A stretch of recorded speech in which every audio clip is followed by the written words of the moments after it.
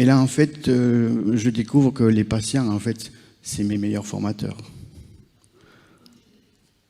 Exemple, une fois, j'ai une dame qui a un cancer du sein métastatique évolué, qui faisait de l'alpinisme de haute montagne.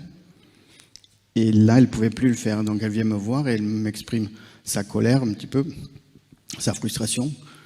Et moi, avec mes vieux réflexes d'infirmier, je dis, mais bon, il y a la montagne à vache, comme ça, quand même.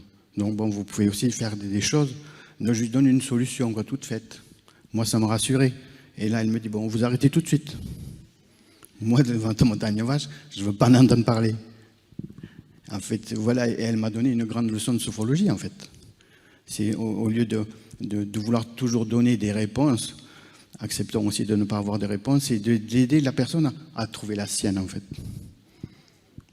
Et ça, c'est les meilleures des formations, quoi. Donc oui, on fait des bêtises, c'est pas grave.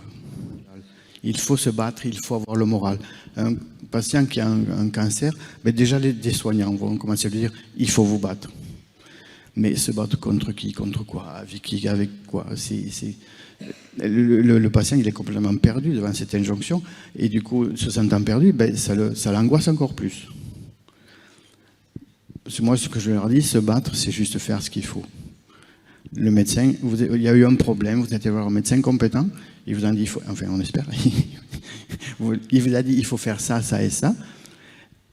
Vous avez dit, ok, j'aime pas votre truc là, mais on y va.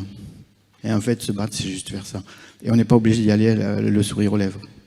On a le droit d'être en colère, d'être révolté, et d'être malheureux. Mais on fait. Et c'est ça qui est important. Se battre, c'est ça. La deuxième injonction paradoxale la plus fréquente, c'est il faut avoir le moral. Et les gens vont encore plus loin, il faut avoir le moral, ça fait 80% de la guérison. Alors si c'est ça, c'est vrai.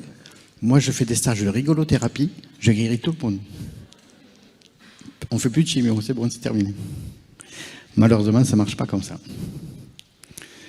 Donc en fait, voilà, avoir le moral, pour moi, c'est s'autoriser à vivre nos émotions comme elles se présentent.